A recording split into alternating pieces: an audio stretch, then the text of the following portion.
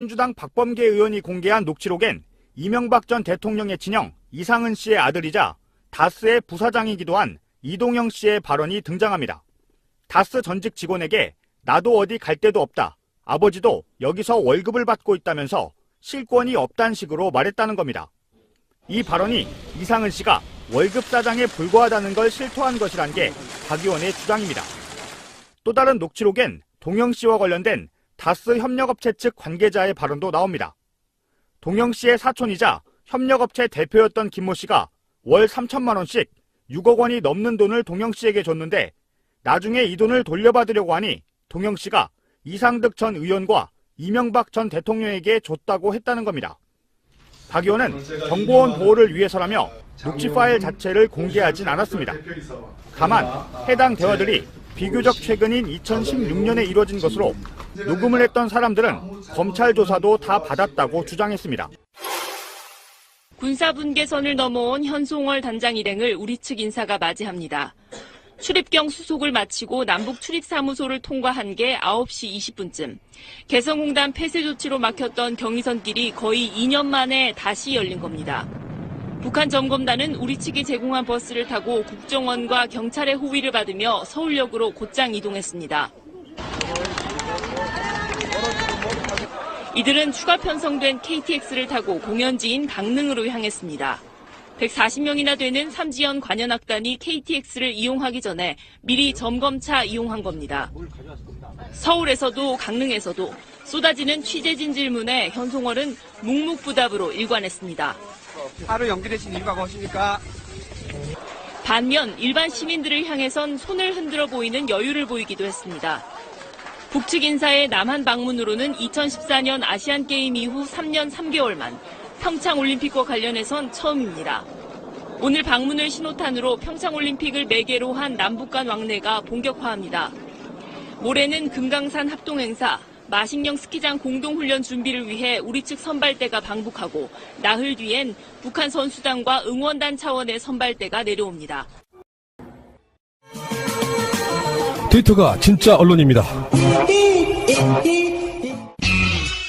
자, 오늘 윤영찬 국민소통수석이 입장문을 발표했죠. 평창올림픽 관련해서. 그래서 지금 저쪽에서 이제 뭐 3평 뭐 이렇게 해가지고 평창, 평양, 평화 뭐 이렇게 계속 그 이미지화 시키는 작업을 하고 있어요. 그러면서 뭐 100% 좋은 일이라고는 할 수는 없으나 단일팀 문제 우리가 뭐 이미 방송으로 이야기를 했지만 단일팀이 갖는 효과 그런 것들이 주는 세계적인 주목도 이런 것들은 도외시한 채 지금 어떤 일부 세력에 의해서 나쁜 점만을 계속 부각시키는 뭐 그런 이야기, 뭐 거기에 이제 파생되는 여러 가지 그 것들이 있습니다만 어쨌든 윤영찬 국민소통수석의 입장문을 보면 북한의 평창 올림픽 참가 결정은 매우 갑작스럽게 이루어졌고 남북 고위급 회담을 통해 선수단의 규모, 북측 대표단 및 응원단 파견, 여자 아이스하키 단일팀 구성, 한반도기 입장 등이 속속 결정되고 있습니다. 자, 이 부분은 이제 스위스 로잔에서 오늘 결정된 사항이고요. 불과 한 달 전만 해도 북한의 미사일 발사에 가슴 졸였던 우리 국민들께선 너무나 갑작스러운 분위기 변화에 어리둥절하고 당혹스러워 하실 것이라고 생각합니다. 여자 아이스하키 단일팀 구성을 놓고 그동안 땀과 눈물을 쏟으며 훈련에 매진해왔던 우리 선수들 일부라도 출전 기회가 줄어드는 것은 아닐까 우려하시는 것도 당연하다고 생각합니다. 문재인 정부는 우리 선수 한 사람 한 사람에게 미칠 부정적 영향을 최소화하기 위해 최선을 다하겠습니다. 스위스 로잔에서 국제올림픽위원회 IOC와 남북 대표단이 여자 아이스하키 단일팀에 합의했습니다. 당초 북한은 5명의 선수가 경기에 뛸 수 있도록 해달라 요구했지만 우리 대표단은 아이스하키 팀의 의견을 최대한 반영하여 3명으로 합의했습니다. 예. 그래서 결론이 이렇게 났어요. 북한 아이스하키 팀 선수가 3명 참가하는 걸로 뛰는 선수를 말하는 거예요. 3명이 내려온다는 게 아니고 예. 실제로 북한이 참가하고 안 하고가 얼만큼 많이 세계인들에게 관심을 평창올림픽으로 시선을 쏠리게 만들었는지에 대한 구글 트렌드 이야기를 하죠. 뭐 네이버든 구글에서든 구글 트렌드라고 한번 검색을 해보세요. 재밌는 사이트예요. 여기 한번 찾아보시면 거기에서 이제 평창이라는 키워드와 코리아 올림픽이라는 2개 키워드를 보면 사실 평창이라는 이 이름 자체가 세계적으로 유명하진 않잖아요. 그래서 이제 그 평창이라는 검색어에 대한 트렌드는 이제 1월 들어서 조금씩 검색량이 늘어나는데 코리아 올림픽은 예를 들어서 이제 12월 20일, 12월 26일을 만약에 이제 일로 잡았을 때 지금 현재는 한 5배에서 6배 정도. 그 정도 이제 검색량이 굉장히 늘어나 그래프가 갑자기 폭발적으로 뛰는 걸 확인할 수 있거든요. 주가 그래프였으면 좋겠네요. 이런 식으로 북한이 올림픽에 참여하기로 했다라는 이야기가 들린 순간부터 갑자기 검색량이 이렇게 늘어나는 거예요. 평창 올림픽이 세계적으로 주목을 받기 시작한 건 물론 예. 뭐 우리끼리만 했다 치더라도 가까워지면 검색량은 올라갈 겁니다. 예. 근데 폭등하는 이유 중에 하나는 북한이 이제 핵무기 실험하면서 국제적으로 안 좋은 쪽에 시선을 계속 받다가 올림픽 참여한다 같은 동포 나라에 올림픽에 참여한다 그러면서 폭발적인 관심을 받고 있다 이런 거잖아요. 예. 그러니까 평창 올림픽에 북한이 지금 현재 어떤 포지션을 차지하고 있는지를 설명해주고 있는 거예요. 굳이 여기에 언급이 안 돼 있지만 평창 올림픽이 망하길 바라는 세력들에게 포지티브한 이야기만 지금 해주고 있는 거예요. 사실 뒷면에 바라이 왜 북한이 참여하면 좋은지를 설명해 주려고 하는 그런 노력인 것 같습니다. 이분도 지금 좀 쉬시지. 일요일 날 나오셔가지고 그 정도 상황이 좀 엄중하다는 말씀을 한번 드려볼 것 같고요. 자, 평창 올림픽만큼이나 안 좋은 쪽에 네거티브한 쪽에 검색 순위 1위 올라가고 있는 사람 하나 있죠. 나경원의 말하기도 싫은. 나경원도 한번 틀기 시작하면 정말 줄줄이 나올 게 많은데 참. 자, 이거 시간이- 평창 올림픽이랑 상관없는 걸 하나 털게요. 예. 주호 경원. MB 그 의혹이 있었을 때 당시 나경원이 대변인이었잖아요, 당 대변인. 그래서 그때 이제 MB 커버 쳐준 게 그거죠. 주어가 없다. 그때 BBK 광원대 동영상에서 그 MB가 그렇게 이야기를 하죠. 제가 그동안 금융사를 하나 만들었습니다. 뭐 이런 식으로 이야기를 하는데 거기에 실제 영상에 보면 MB가 사실 좀 못 배웠잖아요. 못 듣고 배워가지고 이렇게 주술 관계를 잘 못 맞춰요. 그래서 거기에서 이제 나경원이 거기에 주어가 없다. 그 문장에. 그래서 BBK를 만들었는데 누가 만들었는지 주어가 없기 때문에 이명박이 만든 게 아니다. 이런 식으로 주장했다가 주어 경원이라고 이제 유명해졌죠. 그러니까 나경원 씨가 올림픽 조직위원이잖아요. 이 사람이 이제 그 이야기 뭐 이미 방송으로 나갔습니다만 남북 단일팀 반대 서한 요거를 이제 보냈단 말이에요. 그러니까 평창 올림픽에 있어서 남북 단일팀은 반대한다. 그것도 예. 한국에 있는 뭐 조직위원 이런 사람이 이걸 예. 보냈는데 스위스 로잔에서 열린 IOC의 이제 그 관련한 회의에서는 정말 거들떠보지도 않았다. 쓰레기 취급했다. 근데 이것도 뭐 반역행위 아니에요? 이해가 안 되는데. 예전에 그 김대중 대통령 노벨상 수상 반대 편지 보냈던 거하고 비슷한 기분이에요. 요즘 하던 짓 계속 하고 있는 것 같아요. 네. 그동안에도 다 이쪽에서 했구나라는 거를 정말 확신시켜주는 일이었던 것 같습니다. 저 해외 사람들이, 외국 사람들이 봤을 때 이게 이해가 안 될 거 아니에요? 왜 반대하지? 그러니까 그 논란은 그 이해를 해요. 그러니까 단일팀 만들면서 이 스포츠의 어떤 본질적인 정신이 훼손시키면서까지 뭐 정치적으로 이용해야 되느냐 뭐 이런 그렇게 이야기하시는 분들이 많은데 그렇게 비난하시는 거는 이해는 해요. 그런데 단일팀 자체를 반대한다는 게 그건 좀 다른 차원이잖아요. 그러니까 이게 전형적인 반대를 위한 반대. 예. 이 사람들은요, 만약에 남북 단일팀을 우리 정부나 아이스하키 팀 이런 쪽에서 안 받아주고 따로 출전해 예. 라고 했다면 정반대로 공격했을 사람들이에요. 그러니까 지금 저쪽에서는 이제 국가적인 대사이고 지들 말대로 이명박이 유치한 이 행사를 마무리를 잘 해야 되잖아요. 근데 그 상황에서 이 사람들이 하고 있는 게 지금 평창이 아니고 평양올림픽 요 지금 선동질을 하고 있잖아요. 예. 망해봐라 이런 건데 지금 대표적으로는 똑같은 워딩들이 나오고 있는 게 그 한국으로 따지면 박원순 시장, 서울시장처럼 고이케 유리코라고 도쿄 도지사가 있습니다. 도쿄 도지사가 한 말이 그거예요. 평창올림픽이 아니라 평양올림픽이네.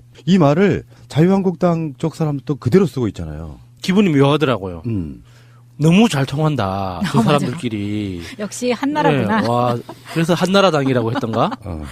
나경원이 2012년 7월 박종진의 쾌도남마 인터뷰에 나와서 평창 동계 스페셜 올림픽에 북한 참여해야 된다. 이런 인터뷰를 한 적이 있었어요. 근데 지금 정권이 바뀌니까 이렇게 반대 의사 표현을 아주 확실하게 하고 있는 거죠. 그것만 말고도요. 여러 차례 여러 군데에서 그런 이야기를 많이 했어요. 네, 이 서한 보내는 게요. 아주 뭔가 취미처럼 나경원이 위안부 합의 이행해야 된다라는 것도 일본에 서한을 보낸 적이 있었죠. 그러니까 아이스하키가 저도 같이 사는 친구가 아이스하키를 함에도 불구하고 아이스하키 룰에 대해서 정확하게 들어본 적이 없어요. 그래서 이번에 이제 물어봐서 잠깐 설명을 들었는데 아이스하키가 총 4쿼터로 진행이 된대요. 그래서 그 4쿼터에 쿼터마다 이제 5명씩 나가는데 5명이 이제 일종의 엔트리 같은 거죠. 그러니까 5명이 5분 동안 그 경기를 하면 1분마다 교체를 한다고 하더라고요. 그래서 그게 20명, 만약에 20명이 이제 출전 선수 명단으로 만들어지면 그 4개의 구성, 4개, 5명씩 4개 그 멤버들이 각 한 쿼터에 각 1분마다 들어갈 수도 있고, 이게 여러 가지 이제 그 경기 상황이나 선수들 컨디션이나 그런 걸 봐서 이제 감독이 결정을 해서 그 선수들 포지션을 결정을 한다고 하더라고요. 그래서 우리가 뭐 야구나 축구처럼 이렇게 뭐 11명 딱 정해져 있으면 11명까지 다 튀고 뭐 그중에 그 몇 명만 교체하고 이런 방식이 아니고, 그러니까 그 선수들의 전체 전력 그 포지션 이렇게 관리가 굉장히 중요한 매니지먼트형 스포츠더라고요. 그래서 북한 선수가 3명이 만약에 기용된다고 하더라도 기사로는 그렇게 돼 있던데, 감독이 북한 선수 3명은 제 마지막 쿼터에 배정할 거라고. 그래서 전체 그 경기에 밸런스에 영향을 주지 않도록 해서 전체 경기를 이끌어 갈 거라고 예측을 하더라고요. 그렇게. 그러니까 결과적으로 우리가 우려했던 거 있잖아요. 그러니까 원래 주전으로 이제 국가대표로 선발돼 있던 대표 선수들이 출전 기회를 박탈당해서 생기는 어떤 불이익이 있지 않을까 하는 그런 우려를 했었잖아요. 근데 그게 우리가 그 걱정할 때는 아이스하키 룰을 모르는 상태에서 그냥 막연하게 우리가 하키라는 하면은 이제 그 필드 하키 같이 모든 선수가 동시에 전후반을 다 뛰는 이런 식으로 이제 우리가 상상을 하잖아요. 그렇게 보면은 경기 참가하는 기회가 박탈될 가능성도 있었는데, 아이스하키의 그 독특한 룰 때문에 그런 거는 좀 약간 완전히 없다고는 말을 못 하는데, 피해가 완전히 없다고는 할 수 없지만은 그럼에도 우리가 걱정했던 만큼은 아닌 것 같아요. 그러니까 여기서 생기는 소득, 이득 그런 것들이 훨씬 더 화제성이 되고, 예. 그럼에도 불구하고 나경원 같은 사람들이 이제 편지까지 써가면서 남북 단일팀 반대한다, 뭐 이런 식의 이야기를, 반대를 위한 반대라는 게 그런 거죠. 단일팀 안 만들면 또 안 만든다고. 그래서 뭐 이렇게 해가지고 또 평창 올림픽이 무슨 흥행이 안 되네 만에 이런 식으로 또 논평이나 이런 걸 할 거예요. 솔직히 말씀드리면은 나경원과 홍준표는 대표적으로 이명박 BBK 사건 났을 때 법률 쪽에서 그 막아내던 일종의 방어수들이었거든요. 주어가 없음. 주어가 뭐 없기는 뭐가 없어요. 문장이 연락 길어가지고 바로 앞에 내가 BBK를 만들었다 그렇게 연결돼 있지 않을 뿐, 예. 전체 문장을 보면 이명박이 만들었다로 나오거든요. 아니, 누가 봐도 이명박이 사람들을 학생들 앞에서 강연을 하는데 BBK를 만들었습니다 하면 지가 만들었다는 뜻이지. 그럼 내가 만들지도 않은 걸 왜 이야기를 하고 있어요? 남 칭찬을 그렇게 네. 자주 하는 사람도 아니고. 뭐 그렇게 자기가 데리고 있던 사람도 잘라버리는 사람이. 나경원 씨 보니까 페이스북에서 완전히 다 댓글을 다 스팸으로 처리해버리는 뭐 그런 만행도 저지르고 있더만요. 네, 어떤 분이 캡처하신 거를 보니까 본인이 쓴 댓글들이 전부 다 스팸 처리돼서 요즘은 또 페이스북에서 스팸 처리가 되면 본인한테 나오나 봐요. 그래서 지금 청와대에 나경원 평창올림픽 위원직 파면시켜야 된다는 청원까지 올라와 있습니다. 네, 서명했습니다. 당연히 해야죠. 너무 감정적이면 표현이 잘 안 돼가지고 격하게 표현하잖아요. 이렇게 쓰레기 같은 정치 세력이 있을까 싶어요. 평창올림픽 망해라 지금 고사 지내고 있잖아요. 네, 그러니까 나경원도 털면은 정말 이렇게 털 거 정말 많습니다. 얼마 전에 다른 라디오 프로그램에 나온 인터뷰를 듣고 있다가 너무 짜증나서 나경원 한번 검색을 했다가 딱 튀어나왔던 게 서울시 후보 경선 때 네. 차량 기름값을 2년 동안 5,800만 원을 썼다, 막 이런 게 이게 누가 퍼놨더라고요. 그래서 그게 갑자기 생각이 나서 그걸 보자마자 제가 한번 계산을 해봤어요. 너무 궁금해가지고. 2년 동안 5,800만 원 기름값을 쓰려면 하루에 400km 정도를 뛰어야 됩니다. 하루에 400km면 차 안에서 지내는 시간만 최소 7시간 정도는 지내야 돼요. 그러니까 1년 내내, 1년 365일 내내 하루도 빼지 않고 매일 400km 정도를 타면 그 2년 동안 5,800만 원 정도의 기름값을 쓸 수 있거든요. 그럼 혼자 탔다는 이야기가 아니네. 뭐 어쨌거나 그게 불가능한 거죠. 택시 기사님들도 하루에 400km는 못 뛰어요. 내가 보기엔 나경원에 특별한 취미가 있었군요. 단독, 나경원, 카레이싱 취미. 하루에 500km 이상 탄다. 나경원 씨의 이런 경우는요, 이제 다 우리 특히 우리 여사님 아시겠지만 깡이에요, 깡. 주유소 깡. 실제로는 안 넣고. 그렇죠. 말도 안 되는 소리. 없죠. 예. 그러니까 나경원이 이런 사람이고요. 최근에는 뭐 이제 지금은 기사가 삭제됐고 그래서 이렇게 흔적만 남아 있는데 구글로 검색해 보면 나와요. 다스가 MB 소유면 어떠냐 인터뷰를 한 적도 있어요. 제가 그 인터뷰를 듣고 열받아서 검색을 해봤던 거예요. 그 인터뷰는 최근에 한 거 아니에요? 예, 네. 최근에 한 거예요. 이 사람의 이 마인드는 정말 독특하고요. 살다 이렇게 관종을 태어나 처음 봐요. 정말 난 그냥 관심 받을래. 지금 유해한테 뺏겼던 모든 시선을 다시 자기한테 돌리고 있어 지금. 유해 씨가 그렇게 큰 역할을 하고 있어요. 아니 초선도 못 해본 유해가 그렇게 부러웠었나? 나경원이 지금 4선이거든요. 그 나름대로 젊은 나이에 금수저로 태어나가지고 그렇죠. 사학재단 사학재벌의 딸로 네. 태어나서 공부만 어떻게 잘했겠나 보지.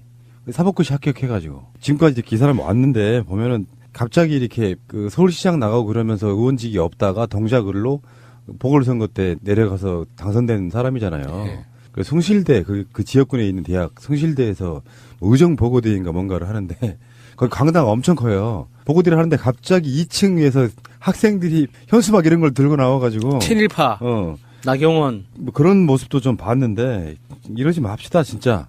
나는 나경원 씨가 예를 들어서 지금 나경원 씨랑 비슷하게 이야기되고 있는 사람 중에 하나가 조윤선이잖아요. 조윤선 지금 뭐 재판장 왔다 갔다 하고 막 그러잖아요. 네. 나경원 씨도 그런 날이 저는 꼭 올 거라고 저는 믿는 사람 중에 하나예요. 밉상도 이런 밉상이 없어. 그러니까 내가 봤을 때는 그래요. 이 사람 서울시장 또 나갑니다. 웬만한 선거에는 나갈 듯 나갔듯 가다가 간을 보고 좀 승산 있으면 나가고 말고 계속 그걸 반복하잖아. 새누리당, 아니 자유한국당 원내대표 경선 그러면 제일 먼저 나경원 하마평.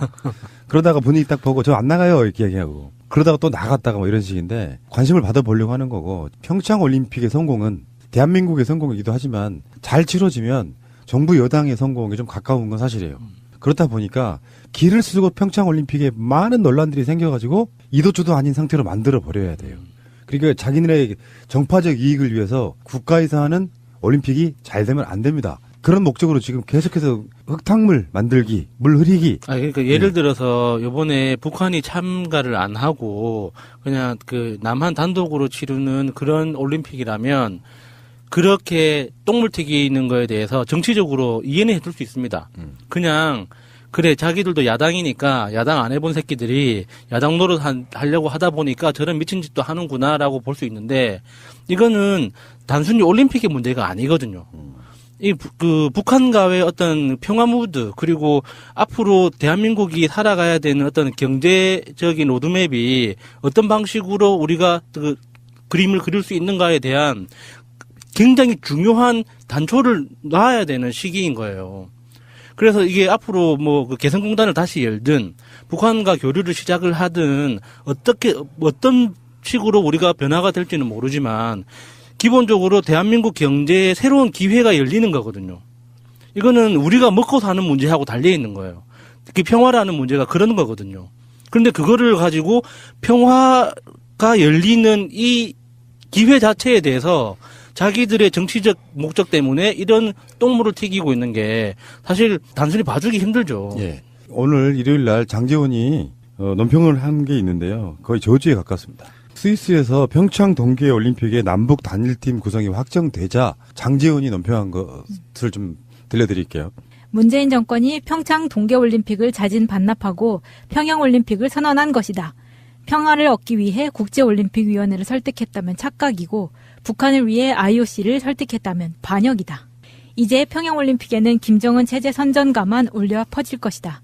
순수해야 할 세계인의 스포츠 축제가 정치 논리로 얼룩지고 문재인 대통령과 북한의 김정은은 성공적 평화올림픽을 개최한 지도자로 포장될 것이다. 문재인 정권은 국민의 상실감 따위는 아랑곳 없이 전매 특허인 정치시효로 자화자찬의 혈안이 돼 문재인 찬양가를 불러댈 것이다. 시한부 평화도 잠시 북한이 핵을 완성하고 완성된 핵과 미사일로 대한민국과 전 세계를 향해 도발과 협박을 본격화한다면 문재인 정권은 씻을 수 없는 역사의 죄인이 될 것이다.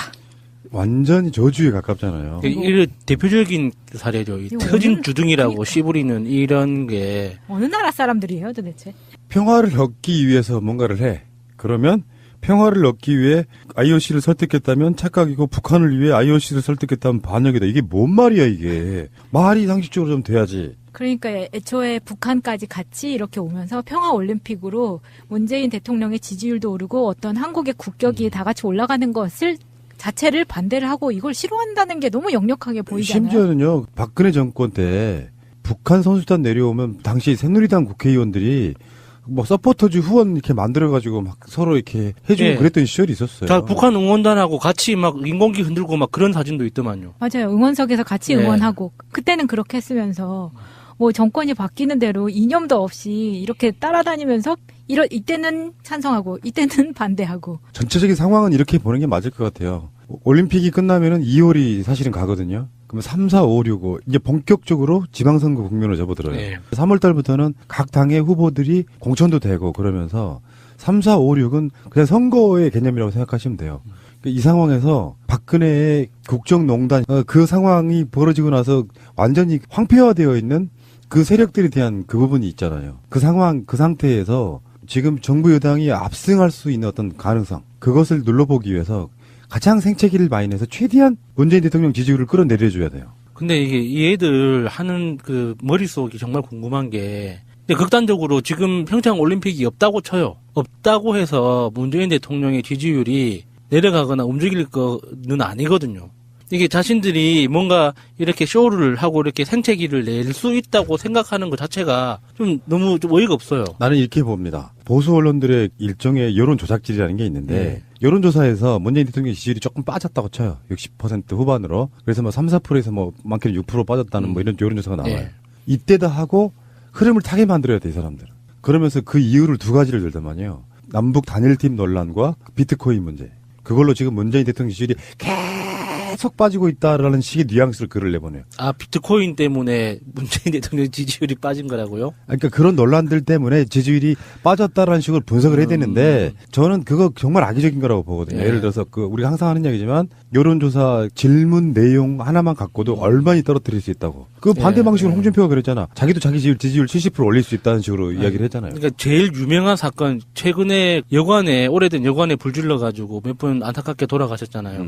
이제 그것도 문재인 대통령 지지율 빠진 거의 원인으로 만들 수 있겠네요. 그렇죠. 그런 논리면. 그런 걸 다 평상시 때 예. 이렇게 다 보살피지 않아서 예. 돌아보지 않아가지고 예. 불락이 됐다 이렇게 만드는 예. 거거든요. 전반적으로 보수 언론이 주도를 하고 거기에 센 워딩들은 장제원이나 홍준표 같은 자들, 나경원 같은 자들이 그걸 이렇게 푸시해주고 그걸 통해 가지고 젊은 사람들 같은 경우에는 왜 비트코인 같은 거 문제에 예민할 수 있다고 저는 봐요. 예. 그런 부분들이 정부가 잘못 대처하고 있다고 계속 논조를 몰아가고 평창 올림픽에 대해서는 지금까지 고생한 한국 선수들은 뭐가 되느냐 그 분위기로 몰아가면서 지지율을 빼려고 지금 악의다툼을 하고 있는 거라고 보시면 될 것 같고요. 여기에 속아 넘어가시면 안 된다. 저는 그렇게 말씀드리고 오늘 일요일 날 오늘 현성월 단장이 저 한국에 내려왔어요. 일반 용로로 왔거든요. 용로로 와서 서울역에서 KTX를 타고 강릉을 가는 그 상황인데 와, 우리나라 언론들 현성월만 보도를 해. 왜 왔는지도 모르겠어, 이제는. 계속 보도를 하니까. 아니, 안 온다 그랬다가 지금 갑자기 온 거잖아요. 하루 젖은 거예요. 하루 그것도 젖은. 그런데. 조금 너무 취소됐다고 대대적으로 보도를 해서. 예, 그러니까 이게 현성월이라는 사람이 여성이라는 걸 지나치게 부각하는 것 같아요. 아, 진짜 꼴 보기 싫더라고요. 네. 완전히 무슨 옷을 입었다. 너무 무슨 저질이야, 진짜. 목도리를 했다. 네. 이런 거는 알고 싶지 않거든요, 사실. 아니, 그게 무슨 상관이에요. 진짜 그러니까. 그 사람이 지금 어떤 의제를 갖고 왔고 어떤 의제를 가지고 돌아갈 건가가 중요한 거지. 이 무슨 뭐 연예계 뭐 가십 보도하는 것도 아니고 파파라치들도 아니면서 뭐 그딴 보도를 하는지 모르겠어요. 서울하고 강릉에서 한 번씩 공연을 한대요. 예. 뭐냐면은 감독이니까 공연장을 어떻게 사용할 것인지. 그렇죠. 봐야죠. 그런 걸 다 이렇게 음향 같은 예. 거라든지 이런 뭐 무대 설치라든지 등등을 다 봐야 되거든요. 예. 근데 가장 뜻깊은 건 그래요. 그냥 용로로 내려왔어요. 휴전선 넘어가지고. 그래서 서울까지 와서 서울에서는 KTX 타고 예. 간다. 이렇게 쉬운 걸 그 파주 통해서 네. 쫙 내려왔겠네요. 우리가 전방송에서 이야기했지만 이제 한국의 선수들도 금강산 쪽으로 가고 네. 이게 교류예요. 왔다 갔다 할 수 있는 네. 거. 그래서 북한에서 차 타고 내려오고 기차 타고 내려오고 하는 것들이 하등의 신기한 뉴스가 안 되는 날 예. 남북 간의 교류라는 말은 없어질 거라고 보는데. 그러니까 거기에서도 우리 머릿속에 북한이라고 하면 어떤 거대한 장벽처럼 안 그러면은 대한민국이 어떤 그 과르막혀 있는 섬나라처럼 우리 머릿속으로 인식을 하잖아요. 네. 휴전선 그 이후로는 아무것도 없다는 식으로 우리 머릿속에 지워져 있잖아요. 네. 근데 육로로 차 타고 내려왔어. 그 사실 자체가 우리 머릿속에 던지는 어떤 작은 돌멩이 같은 거라고 보거든요.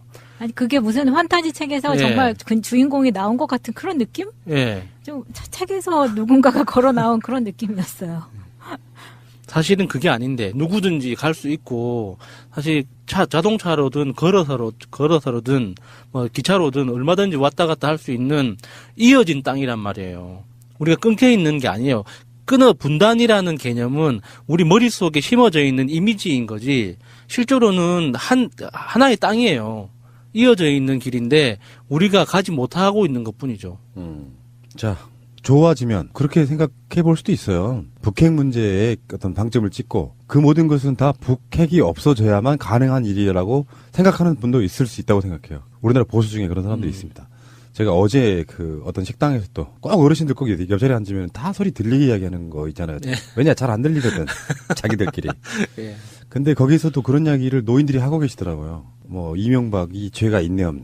안 되는 이야기지만 이야기들이 하도 쓰레기 같아가지고. 사실 저는 시사 전문가잖아요. 예. 뭐 방송 들으시는 분들이 대부분 다 그러시겠지만 시사를 흐름을 타면서 계속 끊임없이 보고 있기 때문에 저 사람들이 내 귀에 들리게 크게 이야기하는 자기끼리 안 들리니까 하는 그 소리 속에 80%가 거짓말인 거야. 아, 그거 꾹 참고 그냥 나오는 건 정말 어려운 일이었어요.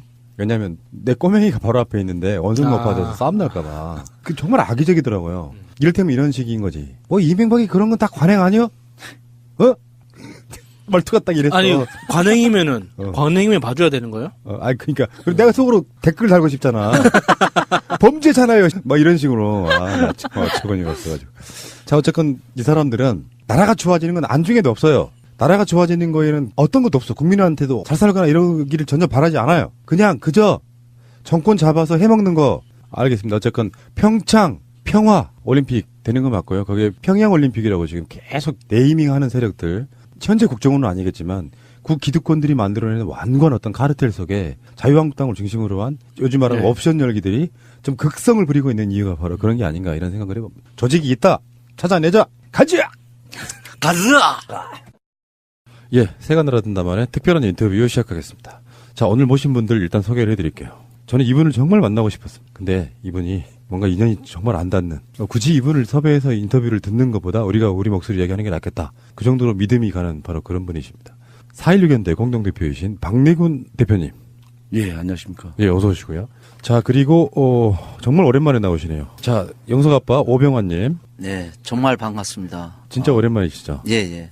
한 새날 2번 출연하는 것 같은데요. 새날 앵청자 여러분 정말 반갑습니다. 예. 그러니까 세월호 사건 나던 바로 그 해에 세월호 유가족으로는 처음으로 출연하신 분이세요. 그 후로 많은 분들이 출연하셨는데 그러셨고 어쨌건 보통 이제 저희들 뒤에서는 이제 막내군 위원장 뭐 이렇게 표현 많이 하는데 최근에 1987 영화 보면서 거기에 김정남이라는 인물이 나와요.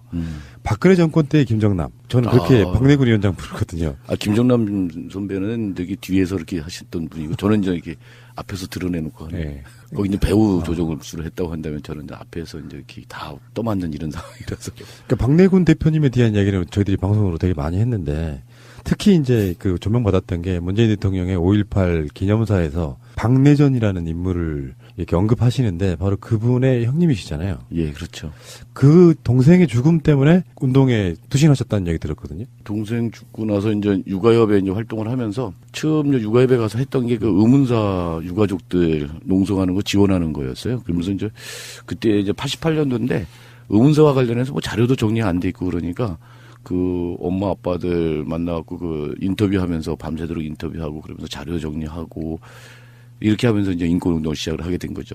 맨 처음에 이제 한 게 그런 국가에 의한 그런 의문사 또 고문 사건들 이런 거 하다 보니까 이렇게 자연스럽게 인권운동의 길로 들어오게 됐고 주로 이제 인권 사안들 중에 이제 이게 죽음과 관련된 국가에 의한 국가 폭력에 의해서 죽은 어떤 이런 문제들에 많이 이제 관여를 하게 됐던 것 같습니다. 평생을 이제 그 이후에는 인권 뭐 노동 뭐 등등 어떤 사안들마다 이렇게 명단 딱 보면은 박내군 쓰여 있어요. 예, 예. 그러니까 이를테면 제가 봤을 때는 함세웅 신부님의 후계자 정도 느낌. 아이, 그거 아닙니다. 그렇게 되셔야 될 것 같고요. 뭐 전 제 개인적인 생각은 그렇다는 말씀드리고 어쨌든 그 대통령 기념사의 동생 이름이 나올 때 어떤 기분이셨어요? 그때 이제 마침 그 세월호 가족들 오고 거기 5.18 묘역에 가 있었어요. 그 기념식 하는. 근데 뭐 전혀 이제 예상을 하지 못하다가 갑자기 이제 그렇게 얘기를 하는데 그때 뭐 박관현 뭐 조성만 얘기하면서도 사실 뭐 내 동생 이름을 부를 줄 몰랐죠. 그래서 또 갑자기 이제 동생 이름이 이제 불리니까 상당히 좀 울컥하고 그러는데 만약 세월호 가족도로 같이 있지 않았으면 거기서도 저 뭐 울 뻔했어요. 뭐 그랬는데 그 이제 왜 그러냐면 이제 올해가 이제 30년 되는 거고 작년에 29년이잖아요. 처음으로 공식성에서 제 동생 이름이 불린 거죠. 그래서 상당히 좀 감격스러운 어떤 상황이었고, 그래서 이제 돌아와서 이제 생각을 해보니까 이게 이제 유가족들이 마음이 다 그런 거거든요. 누가 알아주길 바라고 그거를 잊지 않길 바라고 이러는 거잖아요. 근데 이제 제 동생은 이렇게 이제 박래전하고 이제 대통령 이름도 불려주고 그러는데 곧바로 이제 그 전에 내 동생 전에 죽은 최덕수라든지 다른 사람들의 가족들이 생각나는 거죠. 그래서 이제 야 그때 이제 그런 비슷한 이유로 해서 죽은 사람들 이렇게 조금 명단을 이게 또 이렇게 그냥 자료를 찾아가지고 그날 밤에 페이스북에다가 이렇게 올린 거. 올렸어요. 그래서 똑같은 형식으로 그때 이제 한 사람 한 사람 부르면서 이제 어디서 뭐 이렇게 죽은 누구 뭘 외치면서 죽은 누구 이렇게 했잖아요. 그런 형식으로 해가지고 12명인가 이런 거를 이제 찾아가지고 그렇게 페이스북에다가 올리고 이제 그랬었던 적이 있습니다. 대통령께서 혹시 위원장님 의식하고 하신 거 아닐까요? 글쎄 그건 모르겠습니다. 저는 그런 느낌이 들었어요. 예. 일종의 이제 동생분도 그렇고 박래전님도 그렇고 대표님도 그렇고 결국은 진상규명이거든요. 네. 이 진상규명을 이렇게 형제간 생과 사를 넘어서 하고 계시는 거라서 존경스럽고요. 일단 반갑습니다. 예. 자, 우리 영석 아빠는 지금 나온 지는 오래됐지만 예. 동고차도 소식은 제가 계속 전했었거든요. 예. 동고차도에서 얼마나 계신 거예요?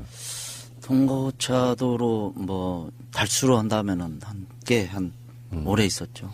거의 노숙 하신 거죠, 뭐 거기 가서. 예, 예. 거의 뭐 처음에는 굉장히 힘든 노숙이었지만 나중에 도움이란 후원을 해줘서 그나마 좀 나은 생활했는데 그래도 굉장히 거기는 춥고 그렇겠죠. 덥고 씻는 게 문제였죠. 또 먹는 것도 그렇죠. 제가 보기에는 이분도 우리 영석 아빠도 세월호 참사에 있어서의 상징적인 인물 중에 하나예요. 광화문에서 그 오랜 시간 그 추위 견뎠고 또 이제 동고차도 가서 고생하시고 저는 기억납니다. 세월호 관련해가지고 국회에서 가장 당차게 국회의원 당시 그 새누리당 국회의원들한테 항의하던 모습 최고였죠.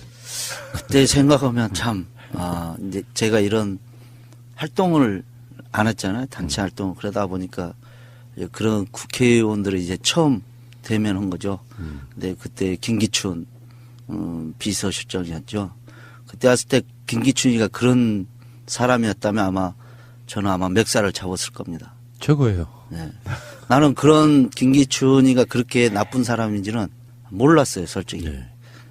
어떻게 보면 먹고 살기 바쁘다 보니까 우리 애가 희생되고 나서야 이런 정치인들 변질된 거, 이런 정부에 변질된 거, 그다음에 과거에 변질됐던 사람들이 다시 정권을 잡아서 국민들에게 더 가슴 아프게 했던 사람들이었다면 그때 당시 알았다면 김기춘이는 저에게 멱살을 잡혔을 겁니다. 패기가 굉장히 살아계시고요. 네. 그때는 배는 게 없었어요. 그리고 이건 자식이 문제고, 저도 세월호 문제를 매주라도 다루는 이유 중에 하나가요. 제가 처음에 약속했던 게 있어요. 우리 청취자분들한테. 자식을 잃고 거기에 대한 진상규명과 항의하는 사람들을 이길 수 있는 정권은 없다. 전 지구상으로 봐도 없다. 저는 끝까지 여러분들과 함께 하겠다는 약속 드렸던 부분이 지금까지 오게 됐는데, 세월이 지나서 가끔씩은 웃으면서도 이야기할 수 있게 됐다는 게 그만큼 세월이라는 게 무심한 거라고 생각이 들지만, 그 처음으로 돌아가면 또 눈물 나는 이야기고요. 더불어서 지금 그 옆에 와 계시는 우리 영석 엄마 인사만 잠깐 나누세요. 인터뷰 할 생각은 없고요.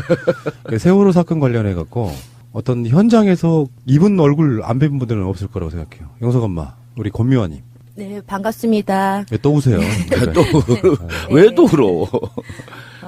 지금 왜 우신 거예요? 어떤 기분 때문에? 이제 시간이 오래 갔는데도 그동안 우리 했던 일들이 여러분들 이렇게 조금만 단어 속에서도 우리가 필름처럼 넘어가니까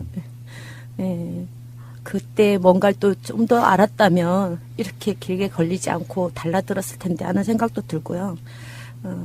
여전히 우리가 싸워야 될 일들은 부모라서도 할 수 있어야 되고 또 기성세대 어른으로서도 이제 지금 바로잡지 못한다면 앞으로 이런 일이 계속 비일비재하고 그 많은 피해를 또 국민들이 받는다는 생각에 어쩌면 의무감과 책임감을 다 지키려고 노력하고 있습니다.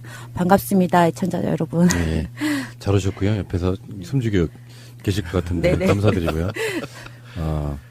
제가 제일 참담했던 기억은 저는 그래요. 자식들 영정 들고 안산에서 광화문까지 상복 입고 걸어오던 모습은 가장 처참한 모습 중에 하나였다고 생각합니다. 자, 아직 세월의 진실 규명은 안 됐다고 생각이 들고요. 바뀐 정부에서는 할 거라고 믿는데 주저앉아 있으면 누가 해줍니까?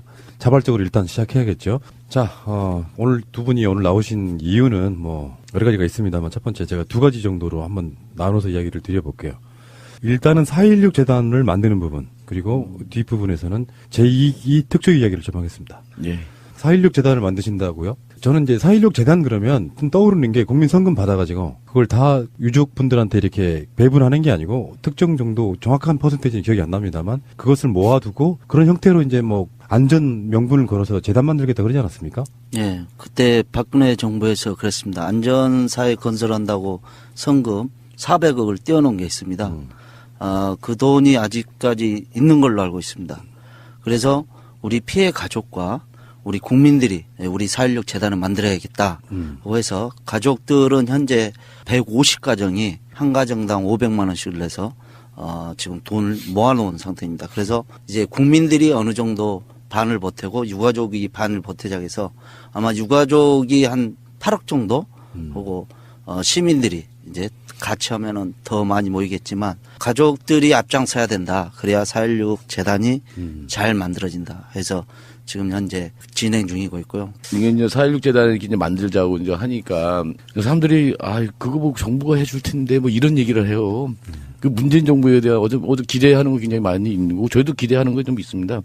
근데 이제 저희가 이제 김대중 정권도 겪어봤고 노무현 정권도 겪어봤거든요. 이게 가만히 정부 믿고 기다린다고 해서 되는 게 아니다라고 하는 걸 우리 역사적으로 경험을 하고 있는데도 불구하고 사람들이 이제 문재인 정부가 됐으니까 다른 건 몰라도 세월호는 알아서 다 해주겠지 하는 이런 게 있거든요. 근데 이제 그래서는 안 된다. 막 좀 이따 뭐 세월호 특조위도 말씀하시고 이제 할 때도 말씀드리겠지만.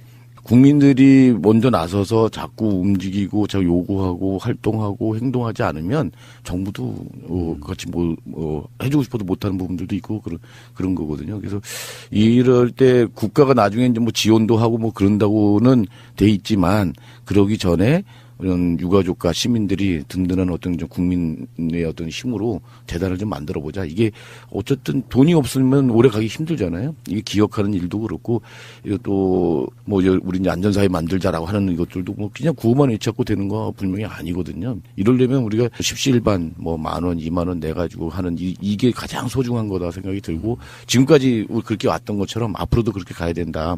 이게 이제 생각이 듭니다. 예.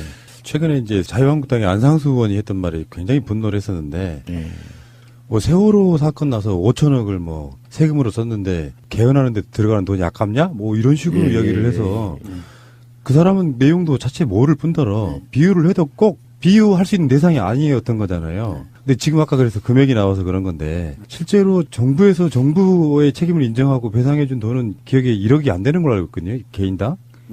다 합치고 뭐 세월호 인양 비용 다 합쳐봐야 한 2, 3천억 원이나 되나요? 그래도 5천만 원을 자기들이 돈 되는 것처럼. 그 국회의원이라고도 하고 싶지는 않습니다. 세월호 참사인하고도 저희들한테 그렇게 막말을 했던 그렇죠. 국회의원입니다. 그래서 또 이번에 그렇게 또 유가족들한테 막말을 해서 또 저희 유가족도 반박 기자회견도 했습니다. 아직까지 그런 국회의원들이 있다는 게 저희 유가족으로서는 이해할 수가 없죠. 그러니까 저는 이제 그 4.16 재단에 대한 문제를 이분들이 왜 이걸 만드시려고 할까 생각해 본 것 중에 그 노무현 재단 있잖아요. 노무현 재단은 이제 고인 되신 분에 대한 어떤 그런 사업들을 하시는 건데 사실상 막말 같은 걸 하게 되면 그 노무현 재단을 통해서 고소고발도 할 수 있고 그러니까 그런 어떤 정말 힘이 실려 있는 단체를 하나 만드는 것도 굉장히 중요하다고 보고요. 아까도 그 대표님도 말씀을 하셨지만 정부의 사업이라는 게 선택과 집중이라는 게 있습니다. 가만히 앉아있으면 절대 해주는 건 사실 거의 없다고 봐요. 그래서 계속 목소리를 내면서 뭔가 사회적으로 긍정적 목소리 내는 것도 중요하다고 봐서. 근데 재단은 좀 막연하긴 하거든요. 무슨 사업 하실 건지 그것 좀 알려주실래요? 일단은 재단이 설립되고 나면 이제 이런 추모 사업 당연히 들어가야 되고 그 다음에 우리 청소년 사업도 굉장히 해야 되고 사업은 어마어마하다고 저는 생각합니다. 그 다음에 안전한 뭐 교육이라든가 뭐 여러 가지 등등이 있다고 보는데 최고로 우리 유가족이 지금 굉장히 재단이 설립이 되고 나면 이 사업은 꼭 해야 된다. 우리 애들이 학생 때 희생됐잖아요. 그래서 안전교육을 1차로 목표를 잡아야 한다. 안전교육 사업을 해야 된다고 저희들은 생각하고 그 다음에 이 세월호 참사로 많은 국민들이 가슴 아파했잖아요. 어찌됐건 이 세월호 참사로 많은 국민들이 가슴 아팠기 때문에 국민들도 좀 트라우마를 이제는 조금씩 재단이 잘 만들어서 좀 풀어가야 된다고 해서 재단은 우리 피해 가족과 국민들이 만들어야 된다는 재단이라고 생각합니다. 그렇죠. 세월호 참사와 관련해서요, 그 피해자 지원 특별법이라고 하는 게 있습니다. 이 약칭 긁힌 적이 얘기하는데 그 법에 의하면 전 4.16 재단을 설립하게 돼 있고 그 설립이 되면 민간 재단이 설립이 되면 전 국가에서 선정을 해서 4.16 재단으로 이제 지정을 하는 거거든요. 근데 그 법에 따르면 전 기본적으로 3가지를 하게 돼 있어요. 추모 시설의 운영과 추모 행사 이런 부분들을 그 재단이 하도록 돼 있고 두 번째가 이제 안전사회를 위한 그 문화 확산을 위한 사업들 그리고 이제 피해자들의 그런 지원들 트라우마 뭐 치유라든지 공동체 회복이라든지 이런 사업들을 그 재단을 통해서 이렇게 하도록 되어 있거든요. 그건 법에 의해서 이제 하도록 되어 있는 거라서 그건 당연히 좀 하여야 되는 거고. 근데 그거 플러스해서 저희들이 생각하는 거는 이게 이제 기억하는 사업이 뭐 추모 시설만 만들고 공원만 운영한다고 되는 건 아니잖아요. 그래서 이제 기억하기 위한 사업들을 다양한 뭐 문화 콘텐츠를 만들어내서 한다든지 뭐 곳곳에 지속적으로 기억하기 위한 어떤 활동들을 기본으로 해가면서 정말 우리 사회를 안전하게 만들기 위한 그런 일들을 하는 그런 것들을 지원하자. 지원할 수 있는, 그 재정적인 어떤 이게 토대가 있으면 이거 지원할 거 아닙니까? 그래서 그 재단이 모든 일을 다 직접 사업을 하는 것이 아니라 이런 것들을 이제 지원할 수 있는 것도 지원하면서 곳곳에서 4.16을 기억하는 모임들, 그런 행동하는 시민들의 모임들, 이게 이제 만들어지길 바라고 그걸 또 적극적으로 지원하면서 또 키우고 아래로부터 탄탄하게 그런 민주적인 그런 시민 역량들을 만들어가는 일에 저희들은 좀 함께 할 거고 그리고 4.16 재단을 통해서 아까도 얘기했지만 제일 뭐 중점적으로 할 게 이제 미래 세대를 좀 키우자. 이른바 이제 4.16 세대라고 하는 아이들, 얘네들이 진짜 미래 꿈을 꾸면서 할 수 있도록 그 꿈을 펼칠 수 있는 그런 일들을 지원해가는 미래 세대를 키우는 그런 일들을 해보겠다라는 생각들을 가족들하고 이제 저희들 4.16 재단 추진하는 사람들끼리 이렇게 먼저 이게 잡아두고 있습니다.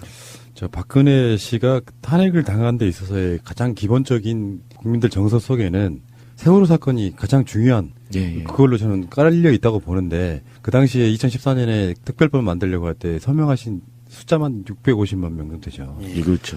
우리나라 인구에 의미 있는 분들은 거의 대부분 다 참여할 정도로. 근데 이제 이런 부분이 있어요. 저희들은 세월호를 매주 다루기 때문에 느끼는 게 있습니다. 세월호 사건에 관련해서 국민적인 관심이 조금은 줄어든 건 사실이에요. 그때 2014년에 비해서는. 그렇죠. 또 정권이 바뀌었으니까 다 알아서 진상규명 다 해주겠지 이 정도의 느낌이 있는 것 같은데 사실 현실은 그렇지 않다는 말씀을 저희들 매주 드리고 있거든요. 그래서 국민들이 4.16 재단을 직접 만드는 과정에서 특별법 만들자고 뭐 사인했던 서명했던 분들 한 600만 명 정도가 같이 모여서 이 재단을 만들 수 있다 그러면 우리나라에서 안전이라든지 이런 문제에 대해서는 굉장히 의미 있는 단체 또는 어떤 법보다도 훨씬 더 강력한 힘을 발휘할 수 있다고 보거든요. 그렇죠. 저도 바로 이제 그걸 좀 원하는 거거든요. 이번 이제 재단을 이제 만들 때는 이제 매번 내라는 게 아니라 단 한 번. 자, 10,000원도 좋고 20,000원도 좋고 각자 사정에 맞게 뭐 10,000원도 되고 또 좀 여유분이 있으면 이제 100,000원 내서 발기인으로 참여를 하고 그 발기인도 뭐 100,000원이니까 굉장히 많은데 이게 단체로 모아서도 하는 것도 가능하고 뭐 가족 단위로 하는 것도 괜찮고 모임 단위로 하는 것도 이런 거 다 우리가 이제 다 받자라고 생각을 하고 있거든요. 먼저 돈 이야기를 꺼내셨으니까 이렇게 한번 이야기 한번 해볼까요? 만드는 건 뭐 규정 나름이지만 간단히 말해서 무슨 호칭으로 불리우든 간에 저도 지금 그 생각이 문득 들거든요. 방법만 있으면 나도 지금 거기 뭔가 하고 싶다 이런 생각이 들어요. 최소한 4.16 재단의 주춧돌을 놓고 뭔가를 세우는 데 있어가지고 나도 거기다 의미를 한번 부여하고 싶다 이러니까 방법을 좀 자세하게 천천히 하나 알려주세요. 저희들이 이제 재단을 설립하게 되면 재단 건물이 들었을 겁니다. 그러면은 아마 기억위원으로 동참해 주신 분들은 아마 전국에서 기억위원으로 동참해 주신 분은 뭐 전남 뭐 1,000명 정도 뭐 1만 명 정도 하면은 거기에 이름이 아마 다 들어가게끔 하려고 준비 중입니다. 그래서 2014년도에 가슴 아팠던 사람들이 기여운으로 동참해서 100만 해서 아마 재단 사무실이 되고 나면 거기에 이름들이 다 새겨질 거라고 저는 생각하고 있습니다. 저희들이 우리 유가족들이 노무현 재단이나 가서 보면 거기는 바닥에 다 돼 있잖아요. 그래서 우리도 그러면은 이렇게 기억위원회 동참해 주신 분들은 이 재단에서 길이 남겨야 된다고 해서 우리 재단 설치해서 건물이 들었으면 이름을 다 새겨주자. 그래서 기억위원 100만을 한번 모아보자. 그래서 온 벽에 기억위원회에 동참해 주신 분들이 다 새겨질 수 있도록 그런 게 해보려고 합니다. 그럼 그 기억위원이 되려면 어떻게 해야 돼요? 지금 기억위원회에 동참해 주시게 되면 저희 가족들이 약정서를 받고요. 지금 4.1연대 홈페이지에 들어가면 4.1연대 홈페이지에 들어가면 재단 가입할 수 있는 그다음에 지금까지 해온 진행사항 그게 다 있습니다.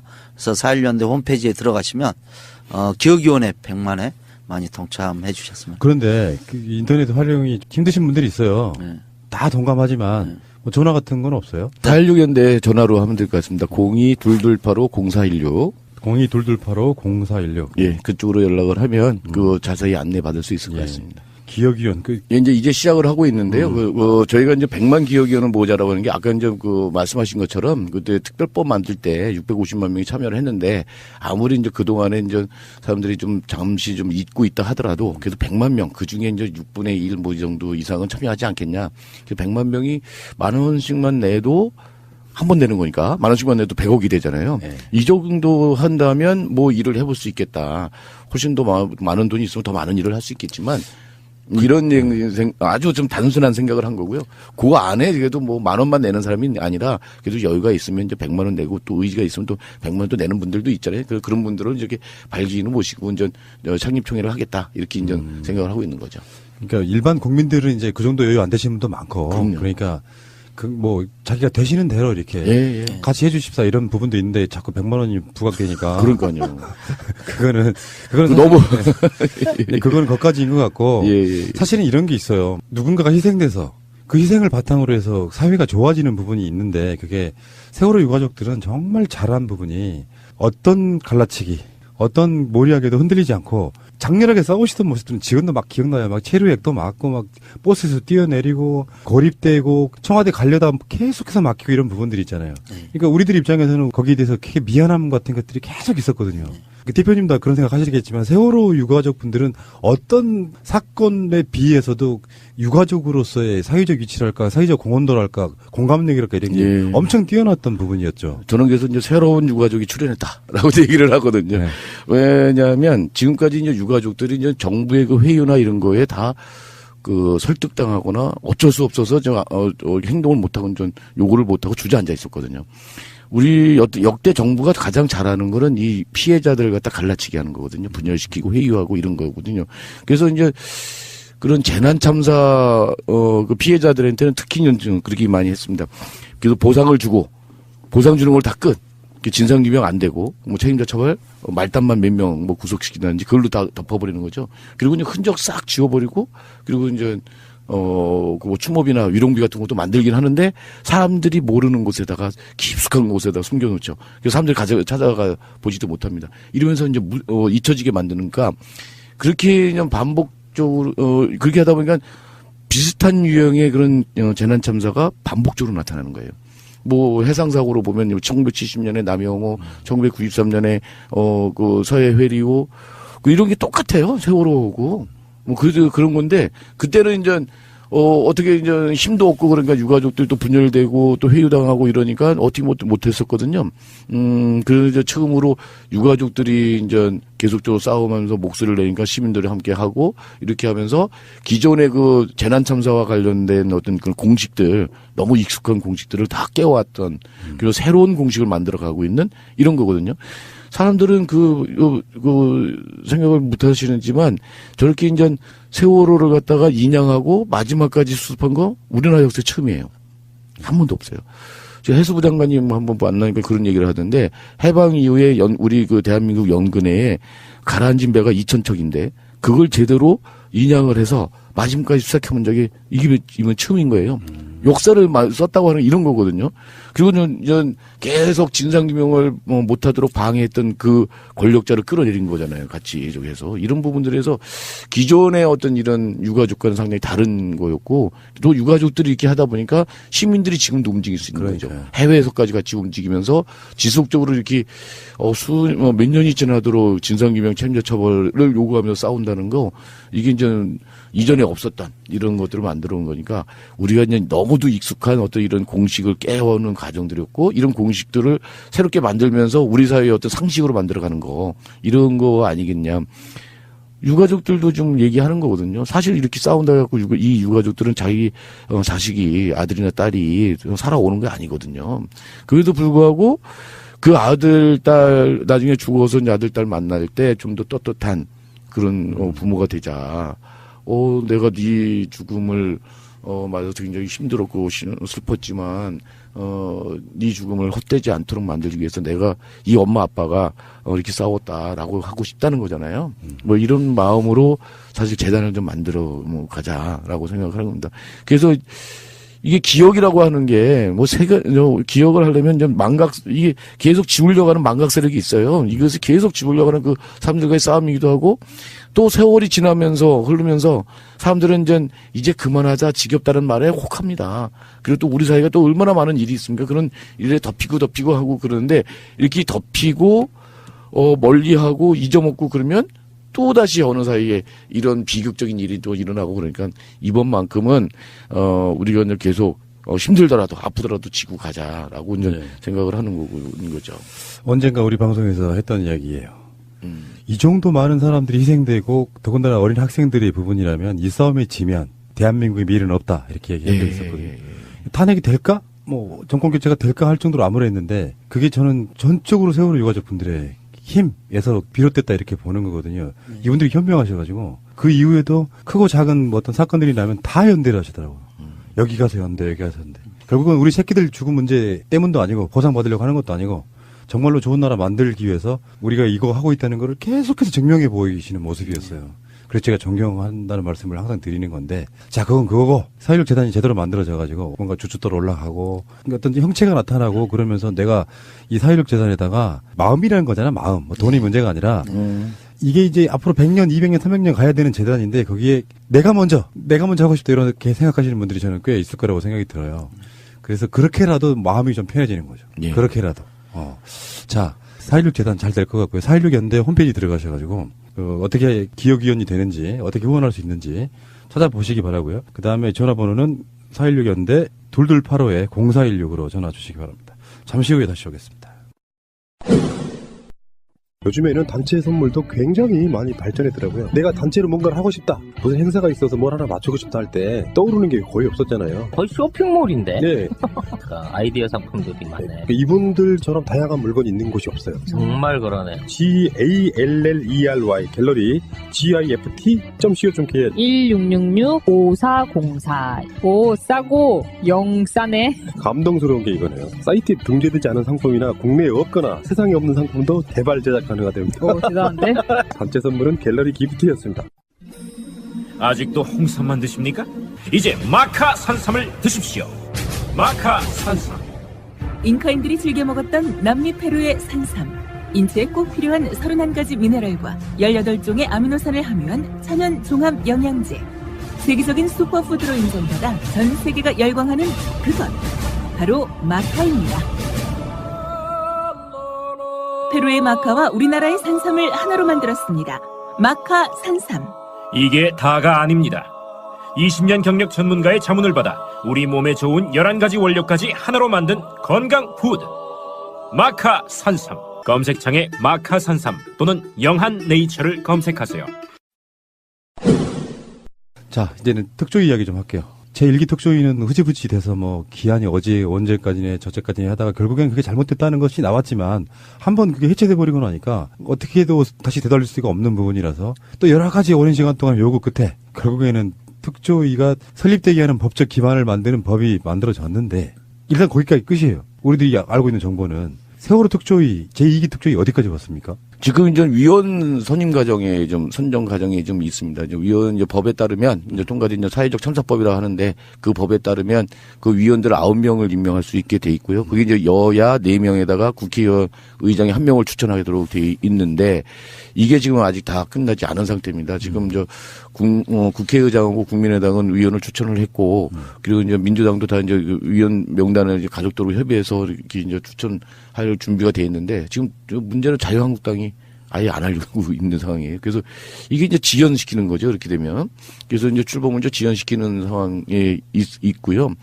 만약에 이제 2월 중에 이제 그 위원들이 이제 선임이 돼서 대통령의 임명장을 받게 되면 이제 위원회가 이제 위원은 다 이제 선정이 되는 거잖아요. 그럼 이제 위원회가 이제 선정이 되면 선임이 되면 그 다음에 이제 사무처를 좀 구성하여서 준비 작업을 쭉 하게 됩니다. 그래서 사무처를 이제 또 채용도 하고 또 예산도 배정받고 사업 계획도 만들고 준비 단계를 거친 다음에 거기서 이제 위원회에서 이제 이제 준비가 됐다 하면 이제 조사 개시 결정을 하게 되거든요. 그리고 그때부터 1년 더하기 1년, 2년 동안을, 조사 활동을 좀 벌이게 되는 거고요. 이번에 이제 특별조사위원회는, 세월호 참사만이 아니라 이제 가습기 살균제, 피해자 문제들도 같이 하게 됩니다. 그래서 1소위가 가습기 피해에 대한 진상규명을 주로 하게 되고, 2소위가 이제 세월호 참사 진상규명을 좀 하게 되고, 또 3소위도 굉장히 중요하죠. 이게 뭐냐면, 1기 특조에서도 하다가 중단됐던 게 뭐냐면, 우리 사회의 위험 요소들을 확인해가지고, 안전한 나라를 만들기 위해서 하기 위해서는 어떻게 하겠냐 그 종합대책을 만들어서 정부와 국회 이런 데 이제 공고하게 되어 있거든요. 이런 작업을 하는 게 굉장히 중요하죠. 사소위 같은 경우는 이제 피해자 지원을 위한 대책들 마련하고 이렇게 하는 걸로 1, 2, 3, 4소위가 이렇게 이제 운영하게 됩니다. 이번에 이제 그 위원회에서 조사 개시 결정부터 이제 조사 활동 기간을 기산하게 돼 있던 게 1기 특조위의 경험 때문에 그렇습니다. 1기 특조위 때는 뭐 예산도 없고 사람도 없고 그런데 위원도 임명이 안 됐는데 1월 1일, 2015년 1월 1일부터 조사 활동 기간이다라고 우긴 거잖아요. 네. 잘못됐다고 이제 결국 상식적으로 말도 안 되는 짓을 한 거죠. 이런 것의 경험이 있어서 아예 그럼 위원회에서 자, 이때 준비가 됐으니까 이때부터 우리 조사 개시다. 라고 하는 날부터 1년에서 2년을 더 하자라고 이제 보는 거고 그렇게 된다면 올해 상반기 6월 안에 조사위원회가 준비가 돼서 뭐 7월부터는 조사 개시 이렇게 들어가지 않겠냐. 그러면 2020년 6월 달까지 2기 특조위가 활동을 하면서 제대로 이제 본격적인 진상규명 활동을 하지 않을까 생각을 합니다.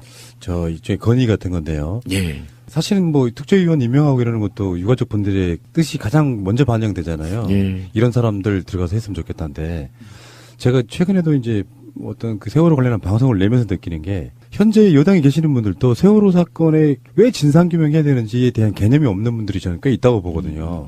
실제로 얼만큼 엄중한 사건인데 이걸 단순한 교통사고로 보느냐 아니면 여러 가지 사회 구조적 문제 또는 심하게는 음모론까지도 뭐 수용할 수 있는 정도의 그런 조사가 저는 돼야 된다고 보는 거거든요. 그래서 조사위원들 중에 민간 활동가들도 좀 많이 반영되면 안 될까 이런 게 제 건의사항이에요. 근데 이게요. 위원은 위원장과 위원이 정무직이거든요. 위원장과 위원이 정무직이다 보니까 그 조건이 굉장히 까다롭습니다. 예를 들어서 저 같은 경우가 거기 위원을 하고 싶어도 안 돼요. 자격 조건이 안 되는 거죠. 왜 그러냐면, 이제 저 같은 경우는 이제 뭐, 이게 정가 같은 게 많고, 이게 사면복권이 안 됐거든요. 이렇게 활동을 열심히 했던 사람은 그런 부분들 때문에 또 안 되고, 거기에 뭐 학위라든지 경력이라든지 이런 것들이 있거든요. 예를 들어서, 교수로 10년 동안 했던 사람들은 어떤 조교를 했더라도, 어떤 걸 전공했더라도, 그 자격 조건이 돼요. 변호사도 그렇고, 활동가는 또 되긴 하는데, 이게 이제 저같이 아까 같은 이런 사유에 걸리는 사람들도 있군요. 그런 거죠. 저 위원장님 갑자기 그 생각하시니까 세월호 7시간 박근혜 씨 관련해 기소되셨죠 그때 한번. 그때 이제 청와대가 박근혜가 마약을 했을지 모르니까 청와대 압수수색하자라고 했는데 사실은 그 앞뒤 일이 그렇죠. 말이 쭉 있는데 조선일보가 그 마약 발언만 딱 따가지고 박래군 마약 그런데 사실은 이제 그런 게 아니라 2015년 세월호 일주기 추모대회를 하고 나서 저기 내부적으로 그 검경에서 구속 그 입장이 정해져 있었어요. 그래서 그거는 마약 그거는 좀 이게 하나의 핑계고 사실은 그렇죠. 그런 거죠. 항상 이게 용산 때도 그렇고 이제 세월호 때도 그렇고 이게 쟤네들이 이제 그 검경에 이제 타켓이 돼가지고 전 좀 억울하죠. 제가 사실 한 게 별로 없고, 막 그런데도 불구하고. 그래도 정권교체 딱 되고 나니까 그런 위험은 좀 없지 않아요? 예. 근데 이제 모르죠. 이제 제가 이제 정권 바뀔 때마다 한 번씩 감옥 갔으니까 문재인 정부 때는 뭘로 또 감옥 가겠는지. 그런 일 있으면 안 되고. 박근혜 정부에 있어서의 김정남이라니까요. 혹시 두 분은 1987 보셨어요? 거기에 보면은 그런 역할을 하는 인물이 나와요. 강대근 대표님은 그런 분이시고, 뭐, 이야기는 좀 했습니다만, 어쨌건, 제2기 특조위에 대한 기대가 사실은 국민들은 큰데, 저희들이 이미 예전 방송에서 2기 특조위의 한계 같은 것도 설명을 좀 해드렸어요. 우리가 생각하는 것처럼 쉽게 막 제도권이 바뀌지도 않고, 그런 여러 가지 문제가 저는 있다고 보기 때문에, 근데 이제 주어진 조건 내에서 진상규명을 해내야 되는데, 사실 최근에 그 해수부의 뭐 6.5 은폐나 뭐 이런 것들을 보듯이, 뭐랄까 기존에 있던 그 완고한 기득권과 공무원들 그걸 뚫고 가서 진상규명을 해내야 되는 부분이거든요. 세월호 사건에 있어서 이 의문점 남는 것들이 저희들이 총 개수를 내보니까 1000개가 넘어요. 그중에 다수는 해소가 돼야 되는데 중요한 근간이 해소가 안 된 상태에서 계속 덮어버리려고 하니까 지금 한 4년 벌써 얼마 안 남았잖아요. 4주년 되려면. 다 의혹인 사건이에요. 이 사건 자체가. 이렇게 풀어갔으면 좋겠다는 거예요. 가장 중요한 의혹들부터 하나씩 풀어가는 거예요. 그 순서를 우선순위를 만들어 놓고. 사실 그거 아닙니까? 세월호가 급편침해가지고 넘어졌다가 지금까지 공식적인 건데 세월호 정도의 크기를 가진 배가 급편침해서 넘어갈 수 있는 조건이 뭔가 그것부터 진상규명을 해야 되는 거라고 보거든요. 그 우선순위 몇 개만 지어놓고 조사위원들이나 이런 사람들이 세월호는 그냥 교통사고 난 거라는 관점에서 조사하면 더 깊이 들어갈 수가 없는 거라고 보는 거예요. 특조위 일기 때도 거의 유가족들이 가족들이 다 이거 조사해야 된다, 조사해야 된다. 굉장히 많이 올렸지만 조사된 게 없어요. 특조위 일기 때. 그래서 이번에 특조위기 우리가 그 세월호 참사법 통과될 때도 국회에 가서 1박 2일로 노숙을 해가면서 통과시켰지만 진짜 우리 가족들은 그겁니다. 이번에 특조위가 잘 꾸려져서 왜 그 큰 배가 그렇게 빨리 가라앉았고 왜 세월호가 인천항에서 안개가 꼈는데 왜 세월호만 거기에 유일하게 출항을 했는지. 그러니까 유가족이 조사 범위는 굉장히 많이 넣었지만 실질적으로 그게 뭐 특조위기에서도 조사를 하러 가면 자료도 안 주고 모든 걸 협조를 안 해줬기 때문에 실질적으로 밝혀진 게 없어요. 그래서 2기 때 우리 가족들이 이번에 특조위가 잘 꾸려져서 유가족들이 이렇게 내놨던 그게 제대로 좀 밝혀졌으면 하는 바람입니다. 우리 유가족들이 조금은 추천할 수 있는 그런 거는 있지만 실질적으로 우리가 유가족들이 이렇게 나설 수는 없는 이런 거 조사해달라 요청할 수 있는 상황밖에 안 돼서 이번에 진짜 국민의당이 또 협조를 잘해줘야 돼요. 어차피 한국당은 빼버려야 돼요. 국민의당도 뭐죠? 잘 협조를 했다고 볼 수 없잖아요. 네, 실질적으로 지금 위원 추천한 거 보면 뭐 그래서 이번 특조위가 국민의당이 더민주하고 잘해서 국회의원들도 그래요. 저기 세월호에 가슴 아파한 사람도 있지만 조금은 흘러가는 듯이 그냥 지켜보고 맞아요. 그런 자세로 갖고 있기 때문에 좀 가슴 아프죠, 진짜. 그러니까 절대 2기 특조위는 구색 맞추기가 되면 안 돼요. 네. 최근에 나간 세월호 의혹 방송 중에 이런 내용이에요. 우리는 지금 이제 세월호 의혹 시리즈를 시즌 1, 시즌 2 하고 그전에는 이제 뭐 투쟁 쪽에 방송을 해서 세월호 에피소드만 한 500개가 되는 방송인데 그 맥락을 쭉 보면은 그런 거예요. 최근에 나간 방송에 보면. 이건 분명히 언딘 밀어주기예요. 그래서 실제로 해군이 모든 장비를 다 갖추고 있었음에도 불구하고 천안함 때보다 물살이 훨씬 안 센 지역이었답니다. 3, 4일 정도를 아예 안 들어가는 부분이거든요. 아주 구체적으로 나오니까 한번 들어보시고요. 안 들어보신 분들은. 도와주려고 해도 그걸 막는 세력들이 있었던 거예요. 다 그게 진상규명으로 드러나야 되잖아요. 그렇죠. 세월호가 지금 그 녹포 진항에 있으면서 완전 누더기로 만들어 놨는데 실제로 세월호 사건 났을 때 세월호는 어떤 모양태로 가라앉았냐면은 밑에서 물이 새는 것 같은 형태로 가라앉았어요. 뒤집어지면서. 근데 만약에 세월호 진상규명을 하려고 건져 올렸는데 이미 물속에서부터 그 세월호를 끌어올리기 위한 용도라고 거짓말하고 풍선 넣겠다고 발기 찢어놨잖아요. 근데 만약 물이 들어올 만한 흔적이 있었던 부분을 아예 거기다가 그런 형태의 그 변명을 넣어서 다른 파공을 내놓고 끌어올렸다면 진상규명 안 되는 거 아닙니까? 왜 세월호 앵커는 멀찌감치 뛰어다가 부산에 갖다 놨습니까? 그 모든 것들이 다 밝혀져야 되는데 우리가 갖고 있는 의혹들이 해소가 안 되는 부분하고 저는 이렇게 봐요. 진상규명은 사실은 솔직히 말씀드릴게요. 세월호 사건은 그들 말한 것처럼 진짜 교통사고일 수도 있습니다.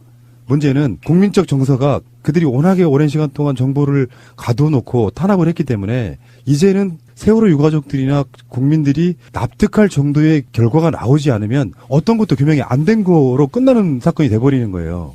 그러니까 굉장히 접근을 그냥 수박 거달기식으로 가면 안 된다 이렇게 말씀드리는 거죠. 저희 이제 가족들하고 이제 4.16 연대에서는 아주 뭐 이렇게 진상규명해야 될 과제들이 엄청나게 많은데 크게 세 덩어리로 보고 있어요.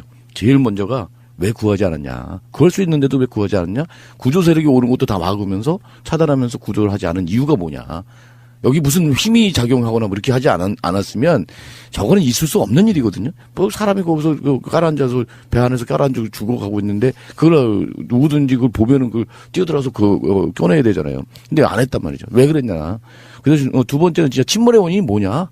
이 침몰의 원인이 이제 뭐 그 세월호가 이제 출항하는 그런 과정도 그렇지만 이제 세월호의 그런 같은 그런 위험한 배가 운행할 수 있도록 하는 이런 법제도의 그런 규제 같은 것도 풀어준 이런 부분들까지도 한번 더 밝혀보자. 이게 두 번째.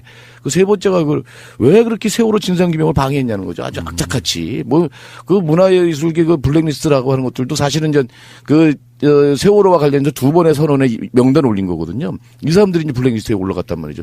이렇게 철저하게 아주 집요하게 세월호를 진상규명하는 걸 못하게 이렇게 막았을까? 그런 이유는 뭘까? 그 세력들의 그런 활동했던 이런 부분들에 대해서는 좀 밝혀야 되는 것 같고요. 이런 큰 세 덩어리가 좀 밝혀야 되는데 문제는 이제 2년 동안 아무리 열심히 한다 하더라도 다 못 밝힐 수 있다고 하는 걸 우리가 좀 인정하고 가야 된다는 거죠. 이게 이제 왜 그러냐면 이미 이제 범죄를 저질렀던 사람들은 자기의 재상이 이제 드러날까봐 증거를 은폐하거나 조작하거나 없애버린 경우도 있을 수 있잖아요. 이게 밤에 이제 드러났었던 거 있잖아요. 4대 강그 그거.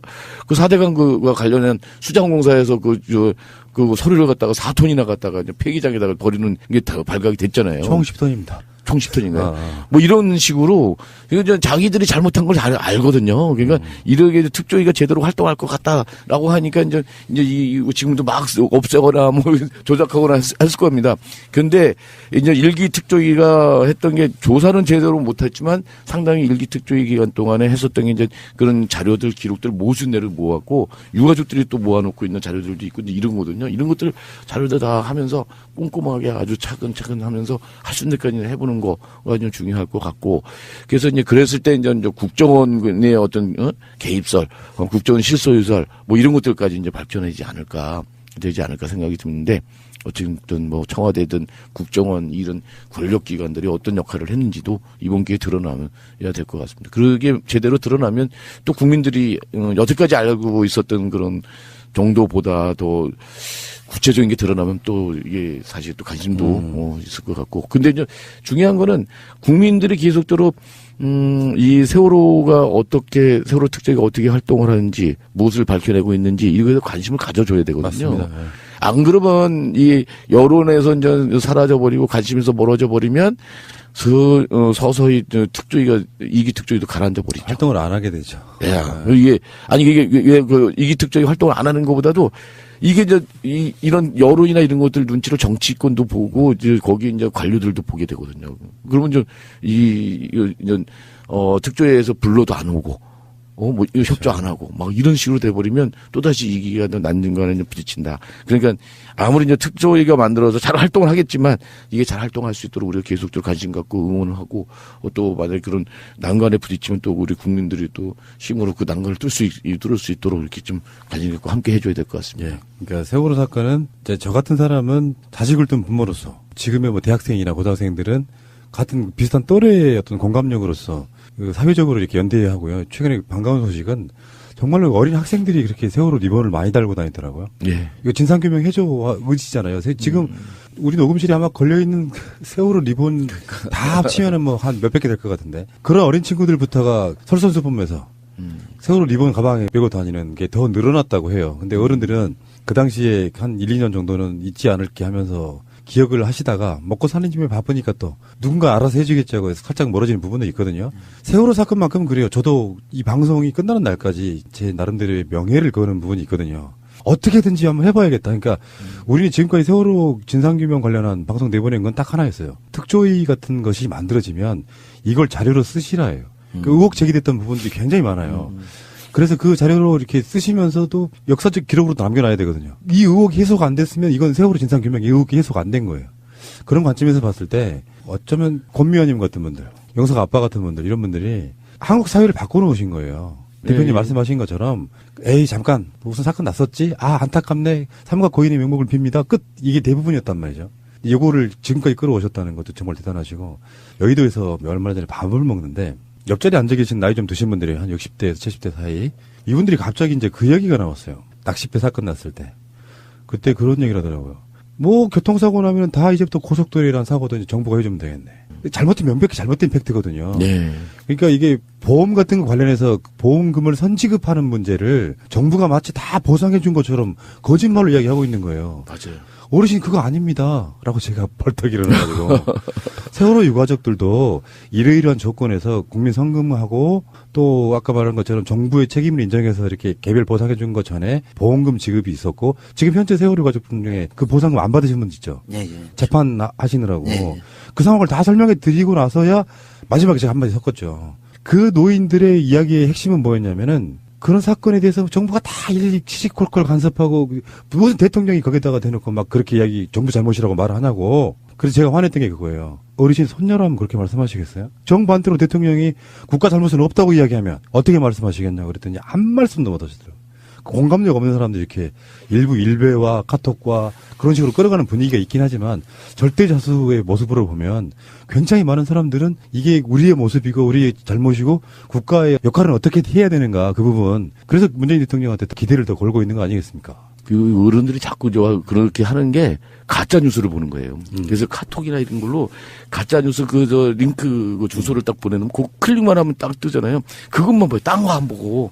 뭐 저도 이제 늦은 시간에 한번 집에 이제 버스 타고 가다가, 근데 저 가방에 이제 노란 리본 달고, 여기, 노란 리본도 달고 그런 걸 보고, 그 노인분이 또 그러시는 거예요, 부모가 죽어도 3년상, 요즘은 3년상도 안 치르는데, 이 나라가 아주 개판됐다, 저도 빡 돌아가지고, 막 하고 그러는데, 그 노인분들이 이게 새날 같은 이 팟캐스트를 들어야 되는데, 무슨 그 사람들 유튜브로 봐요, 유튜브로 해갖고 막 그런 걸.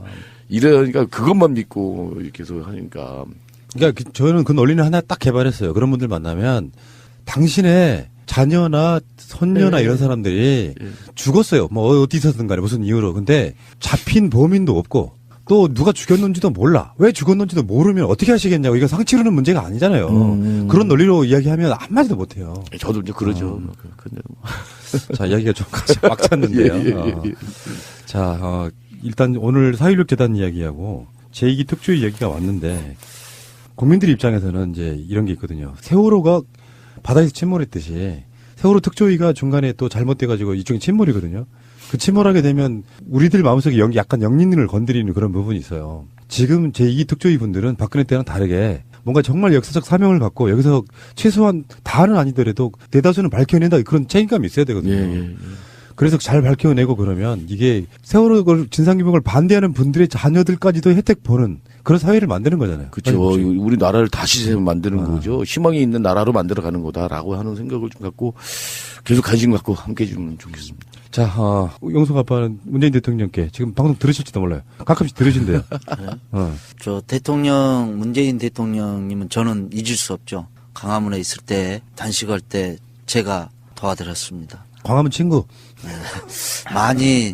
많이 국민들이 와서 쓴소리도 하고 욕도 하고 그랬지만 실질적으로 제가 지켜드렸습니다. 대통령이 이 방송을 듣는다면 대통령이 약속했던 우리 유가족한테 약속했던 생명안전공원 12월 달에 발표하기로 했는데 12월 달에 발표를 안 했습니다. 그래서 1월 달로 넘겼는데 1월 달 가기 전에 대통령님이 분향소에서 우리 애들하고 약속했던 생명안전공원 꼭 정부에서 발표해 주시기 바랍니다.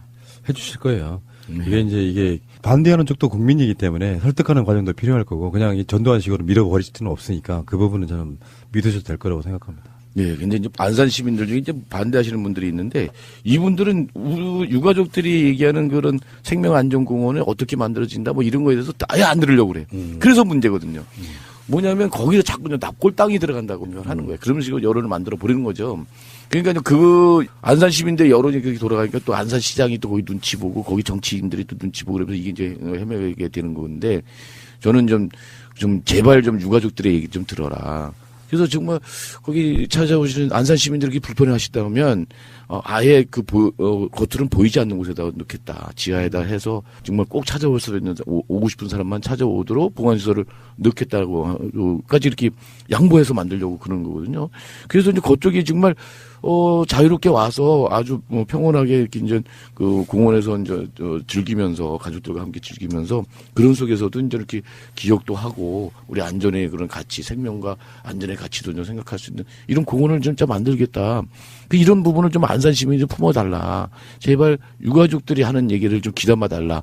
그리고 이제 이 자꾸 이제 여론 때문에 이제 이렇게 결심 못하고 있는 그런 정치인들 거기에 휘둘리지 마시고 문재인 대통령이 좀 결단을 해줬으면 좋겠다. 지금까지 이제 이렇게 우리가 이제 이런 재난 참사 같은 똑같은 어떤 이런 유형의 그런 죽음들이 계속되는 것들이 이 죽음을 자꾸 묻어버리고 잊어버리고 멀리하고 그렇기 때문에 그런 거거든요. 독일이나 이런 데서 계속 그걸 만들잖아요. 기억할 수 있는 공간들을 만들면서 예전에 그런 유태인 학살 이것들 되새김하고 아픈 기억이 역사의 수록에 자꾸 되새김을 하면서 해야지 그런 비극적인 일을 되풀이되지 않도록 막는 거다라는 것들을 좀 기억해 주시고 그런 부분에서 문재인 대통령께서 결단을 좀 해 주시기를 정말 유가족들이 기대하고 있습니다. 자, 사고의 전환은 뭐냐면요. 저희 우리 녹음실에 보면 저기 아이들이 보고 있다 이렇게 쓰는 거 있잖아요. 양심에 반하는 짓은 못해요. 근데 유명한 용어가 하나 있어요. 새날 운빨이라는 게 있어요. 이게 뭐 대단한 실력을 가진 팟캐스트에서 생기는 문제가 아니고 뭔가 일을 하려고 하면 뭔가 이상하게 잘 풀려요. 그러니까 잘 풀린다는 개념이 뭐냐면은 아이들이 우리를 돕고 있다고 느끼는 거예요. 사고의 전환은 뭐냐면 그 아이들을 기억해주고 그래서 좋은 세상 만드는 것에 협조하시는 분들이라면 정말로 아이들이 지켜줄 거라고 저는 믿는 그런 부분이 있거든요. 이건 약간 과학적으로 증명할 수는 없지만 제가 느꼈던 거 하나만 알려드릴까요? 정말로 눈물 나는 이야기. 제가 한 2년 반 정도 전에 꿈을 꿨어요. 그때도 팟캐스트 할 때죠. 꿈에 방송을 이미 나간 이야기예요. 학생들이 나타나가지고 아저씨 아직 병원 한번 가봐야 돼요. 막 병원에 갔더니 의사가 했던 말이 기억나요. 2달만 늦게 왔으면 이 겨울에 떨어졌을 거라고. 혈관 막히고 막 이런 부분들이 있어가지고요. 난 그 친구들이 세월호 아이들이라고 생각해요. 그래서 뭔가 어떤 운빨로, 그러니까 우리가 막 박근혜 정권 때 저만 해도 막 그 통신내역 조회, 예금 조회 이런 거 엄청 당하고 막 그래 왔지만 새가 날아온다에 오셔가지고 잘 안 된 분이 단 한 명도 없어요. 그러니까 실제로 그러니까 다 잘 돼서 나가는 부분이 있어가지고 종교처럼 믿는 거예요. 아이들이 우리를 지켜주고 있다고 믿는 거예요. 관점을 이런 거 있거든요. 이제 막 여기 들어오면 약간 좀 리본도 많이 걸려있고 막 그래서 잘못 처음 들어오신 분들은 약간 무섭다고 하는 사람들이 있어요. 그래요? 근데 정 반대로 내가 새벽에 대부분 혼자 있잖아요. 한 새벽 3-4시까지. 애들이 나랑 같이 있어 생각하면 그렇게 마음이 편하고 좋거든요. 그거 관점 차이예요. 맞아요. 제가 한 2-3년 정도 전에 그 새벽에도 그때도 편집하다가 희한하게 편집할 때 보통 우리가 막 선수들이니까 일사천리로 막 하는데 5분이 편집이 안 되는 거예요. 안 나가지는 거예요. 그때 아마 영석 아빠가 그때 광화문에 있을 텐데 새벽에 택시를 잡아타고 광화문을 갔어요. 그래서 거기를 한 바퀴 삥 돌고 이제 그때도 막 이런 사진들이 있잖아요. 학생들 사진. 하나하나씩 눈을 맞추고 돌아왔던 기억이 나요.